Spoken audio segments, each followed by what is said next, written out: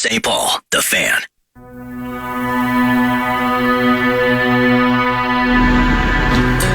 Brady F. here, coming from frosty Felton, Minnesota.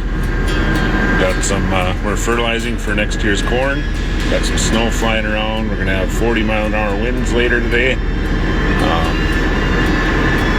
Trying to stay positive. We'll throw some fertilizer down in hopes that we get a bountiful crop next year again. Thanks.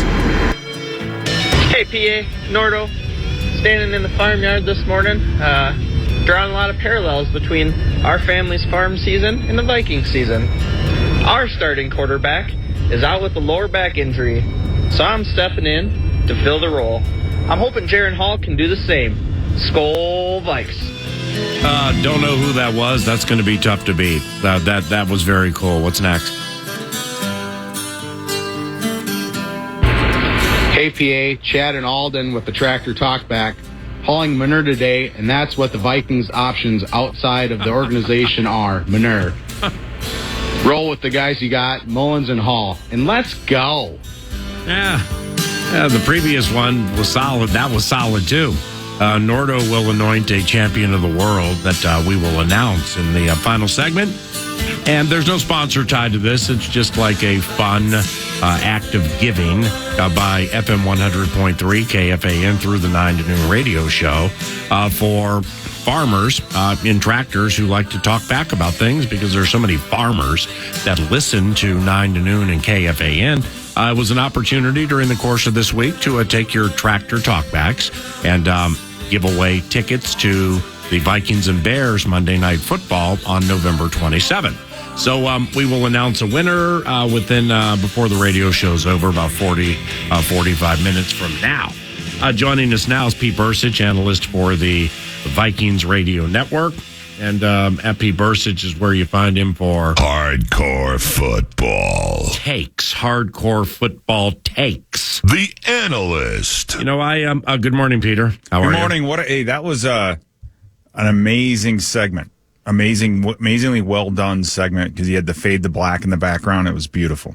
Yep, that's a Nordo production in second to none fashion, with a lot of detail and precision. But anyway, you know, I recall calling games with you this preseason, and I mean, given the circumstances and stuff, I mean, I'm pretty sure I'm accurate with this, but yeah, I think you had a lot of good things to say about Arizona's Clayton Tune. I always love that one. Do you think we need a working cell phone number for Clayton Tune? I don't know, man. There's so many names being thrown around right now. But the question is can they come in right away, and can they get something done? And can they, how long is it going to take them to get to know the system? Obviously, it's taken Cousins about a year and a half, so I don't know if you can roll anybody in on a white chariot and just be able to take this thing over. Now, with the situation from yesterday and tying it to you, I mean, it's, you know, the 98 Vikings and the 2023 Vikings obviously are dramatically different for many reasons, but you know, it was into week 3, home game against Metrodome, and the debut of a quarterback, I think, from Eastern Michigan, something like that, Charlie Bercich, who was making his debut. He was a rookie making his debut for the Lions.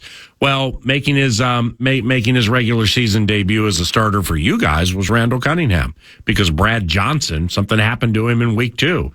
So, I mean, from that through the next season when you played for the Vikings, 99, well, Cunningham lost his fastball. I don't know what happened to him, but mentally, physically, lost his fastball. In comes Jeff George off the street, the gunslinger. So, I mean, you've seen things like this before, granted, at a higher level than we're looking right now. But, I mean, Cousins was just going along so well, I think, at least for today. Every single name has, to a certain degree, even an iota of merit, you know? That's true. When you look back on Denny, that's one of the things that he did, is he always had the backup quarterback was always experienced. It was usually a guy that maybe was a little old but it still had some juice left. But that's exactly why he brought guys like that in. We didn't have the young quarterback as a backup, not until I think we drafted Dante Culpepper. Right. In 99. Yeah, like with the 10th overall pick. And you know, he started for you guys in 2000, and then was part of that season that went to They went all the way to the NFC title game. So yeah, so you have seen change. You know what it feels like within the locker room and or the Covenant when there is the shock, the metaphorical 2x4 that hit everybody over their heads yesterday. That's what I felt when I walked into the locker room and had a brief conversation with the head coach before he went in and did his press conference. It's just, yeah, we won. And actually, after the game, Mike Pettin, along with defensive coordinator Brian Flores and tight ends coach Brian Angelico, they were having a celebratory moment outside of Lambeau Field, the way it was put to me by Coach Pettin. And I really appreciate this too, because I wasn't there at that moment, or I couldn't get there, and perhaps you can. But, Pettin's like, it's very satisfying when you win a game at Lambeau Field. Now, this is a former coordinator for the Packers, and Angelico coached with them for 3 years. So anytime you roll back into your spot, you can leave with the money. I know it feels a little extra special, but I respect and appreciate those guys able to compartmentalize the joy of their jobs, the joy of the preparatory work being executed in a way where a quarterback was mentally flummoxed and you won the game against a division rival. Now, I'm sure right now, all of them probably are getting hit with that metaphorical 2x4 about the what's next plan, but able to recognize the moment and be happy for a little bit because of what you accomplished. I thought that was sweet yesterday. Anytime you can go into I said this on Fox last night. It's like that's the one game a year you want to win, the game in Lambeau. There's nothing better than winning in Lambeau Field. And so they have the right to enjoy that. They should enjoy that. In how you carry yourself going forward, you have to be careful about that. You don't want it's not as if somebody physically is gone. I mean, dead, right? He's injured. You have to move on, close ranks. He's still going to be around. Cousins is still here. He's still walking the earth, which is a fantastic thing. So it is that's a situation. And you have to just meet it head on, and however you figure it out, and you figure out the best way to go about it, and then you close ranks and march on, like Denny would say. I mean, that's really all you can do. What else can you do? Right. So sitting around and not be, being disappointed about it or let it affect you or how you practice and how you do those things. You just can't allow that to happen. How you game plan defensively, it can't affect that either. You've got to continue to do your job the way you've been doing it. Obviously his defense has experienced some success over the last couple of weeks. Build on that, keep going. There's a lot going on that side of the ball that they should be happy about, and they just need to keep that going. So now with the assumption that Jaren Hall is the quarterback for the Falcons game, all right? I mean, Mullins is not eligible to return until the Saints game. Hall was first up yesterday, so the belief should be that Hall will be first up into the Falcons game. Now, given the rookie status and the scholar of the game nature of this young man, he's quite sharp. How do you? You've gone from one offensive approach for an offensive-minded coach who calls the plays to another one without Jefferson. It was super conservative in the Bears game, but you won. Then you opened it up against the Niners and you won. And yesterday they also won yesterday, so 3-0 without JJ. Well, now you need to reconstruct the plan. What do you do? How do you do? Where do you start? You start by understanding what Jaren Hall has a grasp of and what he can do well, and then build off of that. You're going to have to simplify the passing game. No question about it. It's going to have to be a much more simple passing game. We're going to have to depend upon the run, and that's one thing I hope kind of comes out of this is that the offensive line and the running backs and the tight ends all kind of sit and go, okay, well, now we have to run the ball. We have no choice. We can't fall back on our passing game. So we're going to have to get better and then figure out a way to get better running the football and then build a play action off of that. Bootlegs, let Jaren Hall get on the outside. Let him make simple decisions. 3 receivers to one side of the field, cut the field in half. We've seen it done with Bryce Young and some of these other young quarterbacks that we've played against. So you have to do the same thing and keep it, like I said, just keep it as simple as possible so the young man can execute. The main thing, the main concern is just throwing the ball to the other team. If he can get through a game, I don't care what his completion percentage is and all that. If you are able to punt the football at the end of the drive or kick a field goal, you're fine. You'll be all right. It's just the turnovers and him throwing the ball to the other team. That's the thing that you worry about, and that happens when you ask him to do too much. Pete Bercich, analyst of Vikings Radio Network, at Pete Bercich via the tweet machine for hardcore football takes or interaction during games. Pete likes doing that a lot. Now, when it comes to the Vikings defense, Ted, tell me if I'm overstating this, because you're now 8 games into it. All right, so you get these quarterbacks, whether they're bad, mediocre, or high end like Mahomes and or Hurts, or a high level organized team / operation like the San Francisco 49ers. It's these quarterbacks, these coordinators, and these staffs have now seen so much with Flores defense, yet so much change that it truly becomes difficult for them to predict what's coming out of a certain look.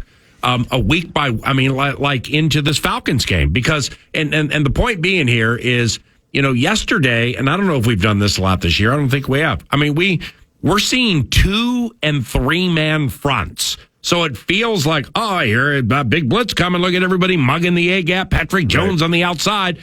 And then they rush 2 guys and drop 9, Right. It is, and that's the game that they play. And what's interesting, Paul, is I think if you look at our defense and the success that it's had, the younger the quarterback, the more success we've had. The veteran quarterbacks, I think, have the experience. They have a much better idea of kind of what is going on, what to look for, what's really in front of them. We saw Mahomes right toward the end of the game. A lot of the quick outs and the hitches. He knew which corner was playing deep third, so he could go to a stop or a hitch on that side, pre-snap. So that I think the experience and having a veteran quarterback is what's important here, and having them be able to read the field and actually see what's going on. But these younger quarterbacks really struggle with the different looks that we give them. From a defensive standpoint, also for the Vikings, it's the way DJ Wanham is playing. I mean, I don't watch it back as critically or as closely as you do. I don't know what kind of attention or lack thereof he's getting.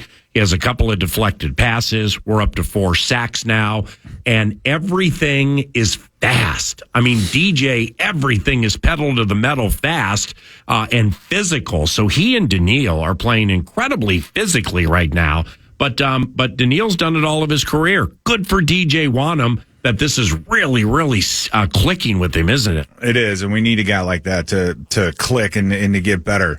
Without Marcus Davenport, DJ Wanham is you need him to be the other guy that the offenses are worried about. Now, what's interesting is on his sack, he was actually chipped and then beat Rasheed Walker just cleanly. It was amazing. The hand move and whoop right by him, sack. So usually it's Daniil Hunter is the guy that's getting chipped on the way out, right? But they chipped Daniil, they chipped DJ Wanham, and he still got the sack. So that just tells you how good that young man's playing. Hey, and another thing about Flores that, the unpredictable nature, and, maybe there's a situation that went into this, but by all accounts, I thought Andrew Booth was playing pretty well. In fact, I even asked Kevin O'Connell about him in Green Bay Saturday for the pregame interview. I don't know if it went on the radio or not, but asking him about Booth and his maturation and progress and stuff like that. And lo and behold, here's rookie Mekhi Blackman just out of nowhere, basically playing the entire game. I mean, Flores does things like that too. You don't see Theo Jackson for a month, and then all of a sudden the quarterback's like, well, who's 25? Right. And then here comes 25 on a blitz or some type of weird drop or something. I mean, Flores is really good at that too. He is, and he had that reputation down in Miami of bringing guys in off the street and then putting them in, and they play for a week or two, play well, and then the guy gets healthy and goodbye, they're gone. So he's able to do that. He's able to take guys, plug them in different spots. And Paul, I think for us as fans, we all have to sit back and go, all right, you take a look at this roster, soup to nuts. Who is not playing better this year than they did last year? You mean on the entire roster? All are. Yeah. The entire defensive roster. Oh, yeah. Every single one of them. But I started thinking offense, too. And, now granted, this changed when Dalton Reisner arrived, but Ed Ingram's out of his mind good right now. I mean, and on that Acre screen against the 49ers, holy cow, was Ed Ingram good on. So, I was thinking team-wide, but defense, go ahead, continue. No, I'm just saying defensively. Look at the guys. Caleb Evans was a huge question mark going in this season. He's been playing very well. We know who Byron Murphy is, but Metellus, Jordan Hicks, Harrison Phillips. Daniel Hunter's still. I don't know if he's still leading the league in sacks or not, but he's at 10, so he's right there. DJ Wanham, we just talked about. Jonathan Bullard. We play the Bears, and the Bears are looking at Jonathan Bullard and Kairos Tonga, two guys that they cut. Right? Yeah. They cut them, and they're playing for us and contributing. And, Andre Carter's getting out there. They're sneaking him in there, and he's playing. So Ivan Pace is still playing very well. Obviously, his role's been diminished, but undrafted rookie free agent. Theo Jackson has an interception. Undrafted rookie free agent. So he's getting a lot out of everybody that he has on this team, on this defense especially. And I think across the board, they're all playing better than they did a year ago. What is it? And the only thing that's changed is who? Brian Flores. So yeah. I give him all the credit as far as improving this defense. Pete, does this team, when you mention the defense, is this team constructed to have the ability to win some ugly games over the next month and a half? And you mentioned the defense, and I use the term ugly games because I think about the growth process that'll have to happen mostly on the fly with Jaren Hall. And so does that defense and the way you're speaking of it and what we've seen specifically over the last 3, does it give you confidence that while these growing pains exist with Kirk, that this defense has done enough, can continue to do enough to be something we can rely on to potentially have to win some ugly games against a very ugly NFC schedule in front of us? I do. You look at the game. Look, just on Sunday, you had Cam Bynum had an opportunity, interception that I'd love to see him come up with. We had some other opportunities. The forced fumble that Daniil Hunter caused, that was an opportunity. So if they can take advantage of all the opportunities that are out there, yeah, I think that they can even get better and win some of these, and then, like you said, win some ugly games. And again, I think that goes to the experience of the quarterback that we're playing against. The young quarterbacks, I think we can win some very ugly games. Now, with moving forward, what do you think is initially expected of Jaren Hall? I mean, I get the obvious in terms of... Don't throw it to the other team. Correct, yeah, stuff like That's that. It. And is it truly that simple? Just not turning the ball over, giving your team a chance to win? Correct. I think that's the main thing. That's the number one thing. And that's a hard line to walk because you don't want the kid to not throw the football. So he's going to throw the football away. I mean, he's going to have some mistakes, no question about it. But ball security and trying not to throw the ball to the other team, giving them added possessions. When we saw in the beginning of the year how bad that is for a team, right?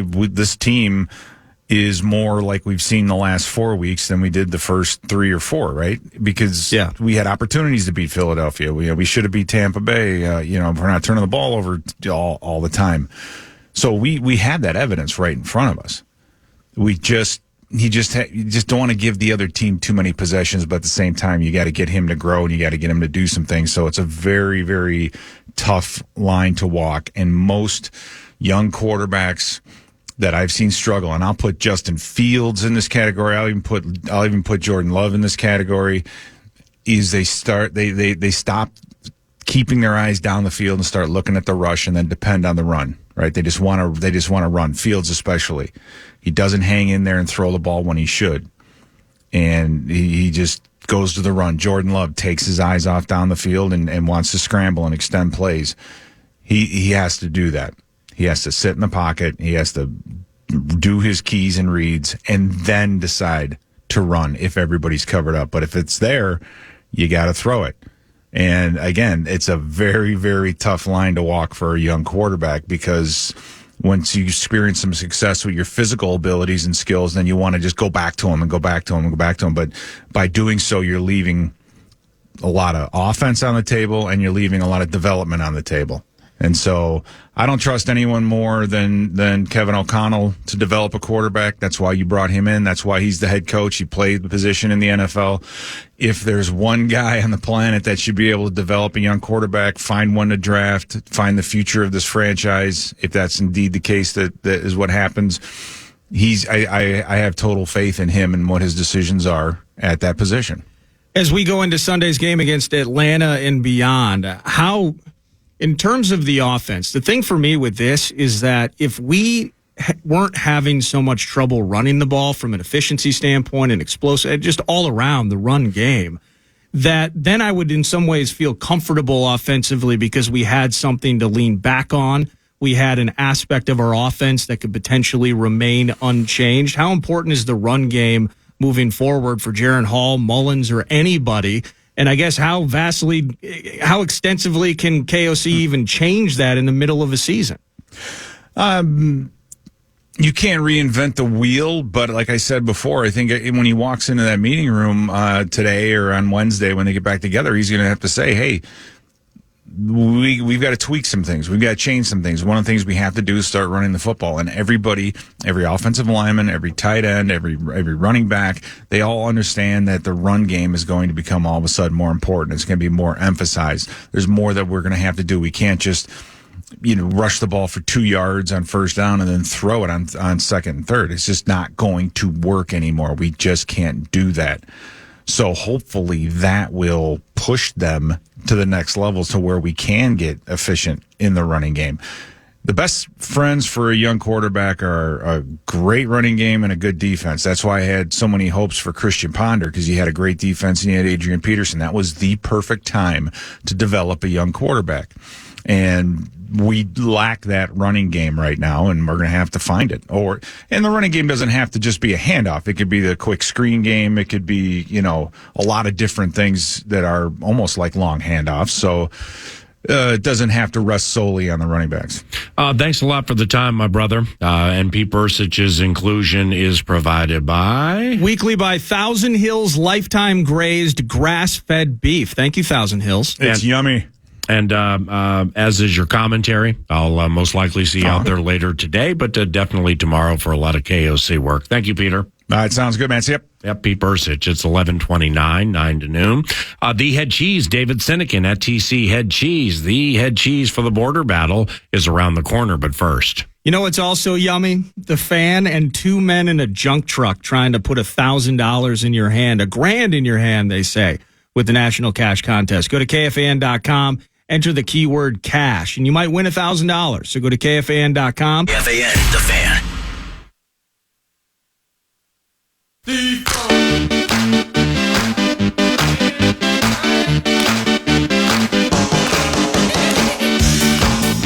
Takes the Myers snap. Minnesota rushes glove. Straight drop. Fires it center of the field and intercepted. It was picked off in front of Jaden Reed. Here comes Josh Metellus to the 50 to the 40. Far side to the 35. Leaps over a Packer at the 25. He's Josh Metellus with a big interception. Middle of the third quarter, and the Vikings have turned over all that is green and gold.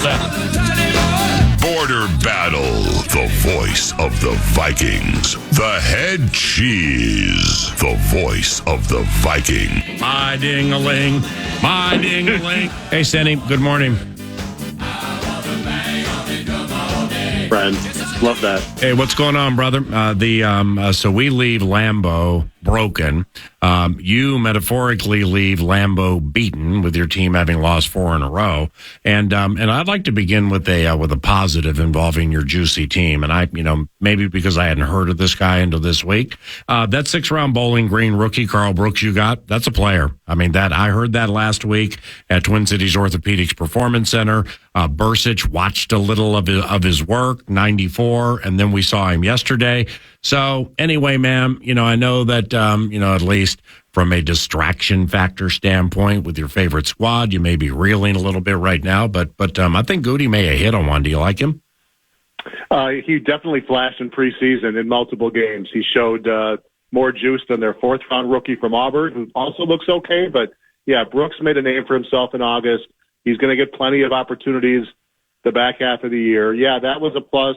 The only other plus coming out of the weekend was the Rashawn Gary signing this morning, locking that dude up for 4 more years.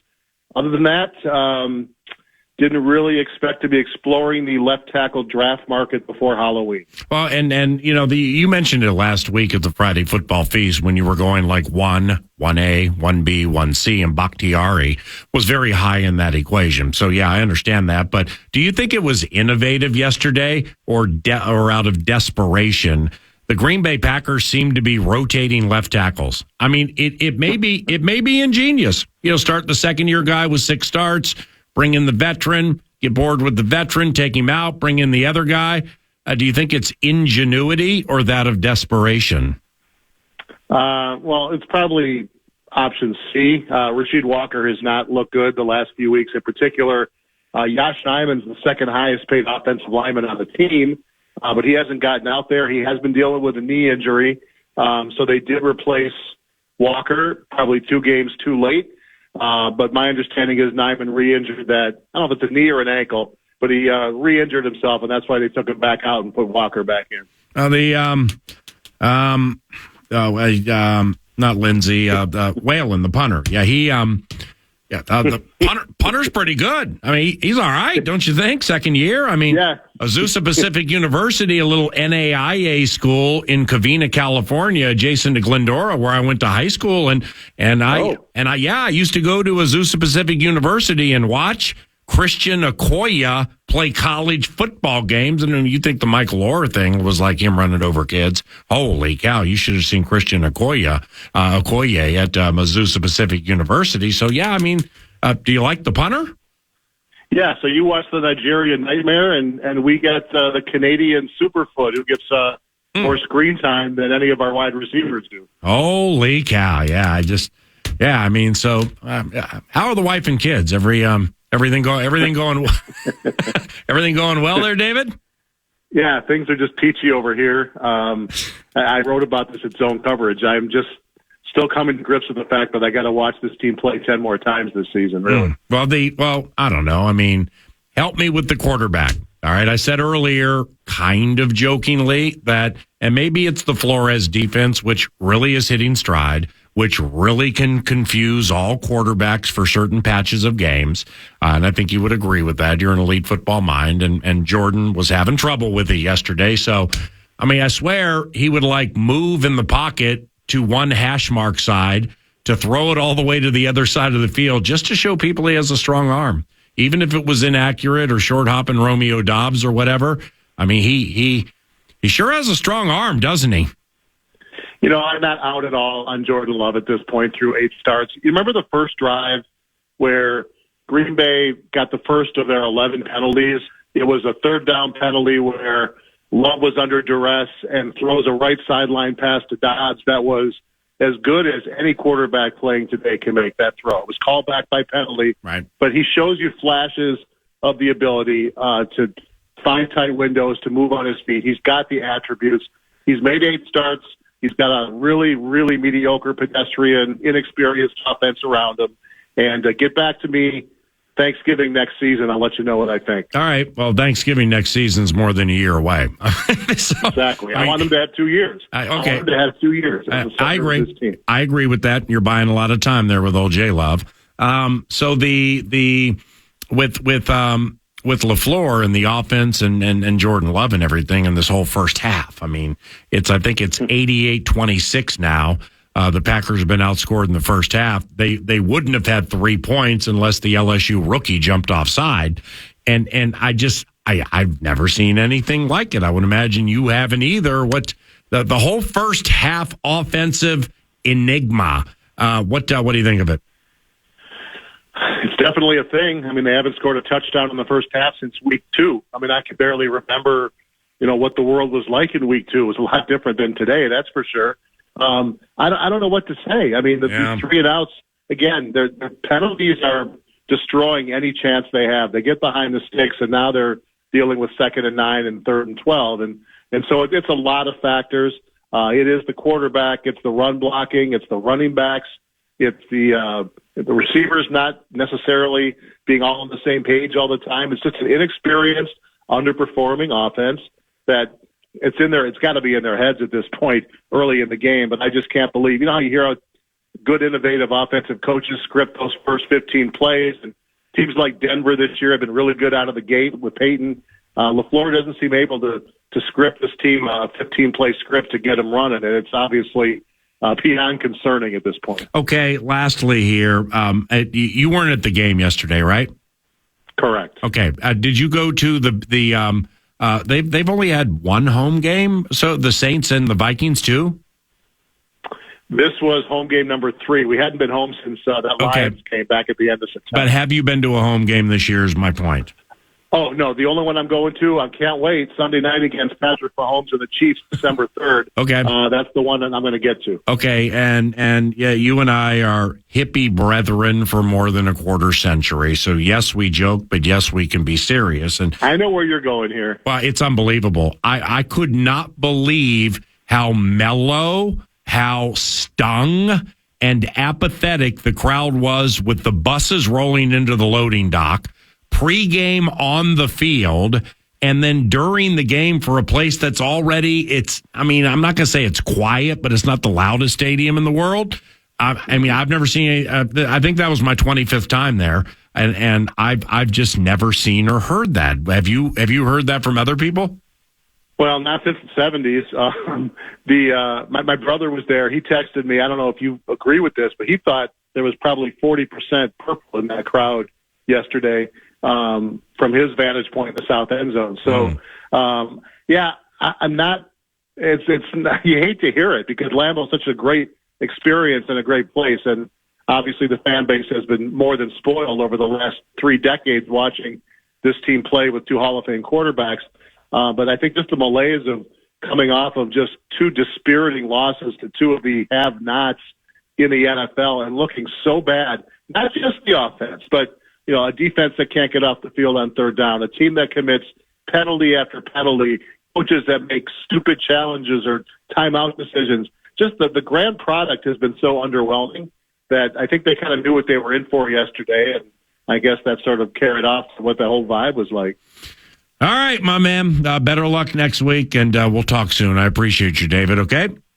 All right, Paulie. Have a good week. Yep, Dave Sinykin, the Head Cheese, Border Battle, TC Head Cheese via the tweet machine. And when we return, final segment includes the wrap on the show. And also, we announce the winner of the Tractor Talkbacks from the farm to the field. A couple of tickets for Monday Night Football, Vikings and The Fan. From the farm to the field as we wrap up 9 to noon, as farmers are feverishly working to get the greatest yield and finish up their season, at least as it is right now.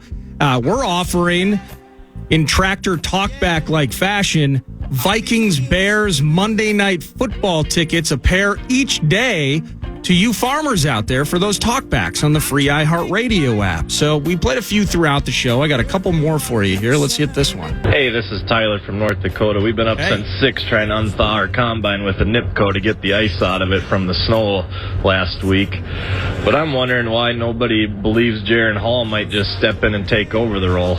I'd like to hear your thoughts on that. Oh, the young man absolutely has an opportunity, but of more importance, what is a NIP code?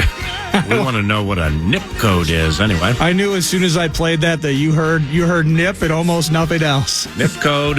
Your winner today. Hey, Ross, what's going on? Hey, guys, this is Ross calling from West Central Minnesota, out in the field farming today. We got chisel plowing going on, and we got 2 inches of snow. Doom and gloom. It's snowing right now, and we're just tuning in to the purveyor of positivity to get some good news on this Kirk situation. Thanks, guys. Have a good day. Winner! Congratulations. And by the way, I will execute Talker Tuesday tomorrow. This microphone in the main studio at FM 100.3 KFAN under one condition. Somebody provides me with a working cell phone number for John David Booty. And now. Bye. The Wraps 9 to noon brought to you by Casey's. And Casey's has some sweet deals going on right now, by the way. You can buy 1 large pizza and get 50% off with the promo code BOGO. That's at Casey's right now. And the Jack-O-Lantern pizza, I got one for my kids. They love it. $13.99. Casey's is here for good. Kirk out for the year, popped his Achilles, drowning his sorrow with the 3 for me at Chili's. Bittersweet with how the border battle race went. Now we're pondering his potential replacement. PA loves saying Clayton Tune. Maybe flipping a pick for him would be a boon. The list is long of who could be required. And of course, what if Tom Brady unretired? Jaren Hall in Atlanta, future sneak peek, or maybe Cam Newton and those cheek sneaks. Andy Dalton treats a football like Picasso a paintbrush. Call Dallas and see what's up with Cooper Rush. See these names make my brain ache. Someone asked about Kyler, a quick head shake. But keep them coming if you actually mean them. I mean, while we're at it, how about Teddy or Case Keenum? We're roughing the passer. Podcast today's Paul Allen and back to previous show and interviews by going to the iHeartRadio app or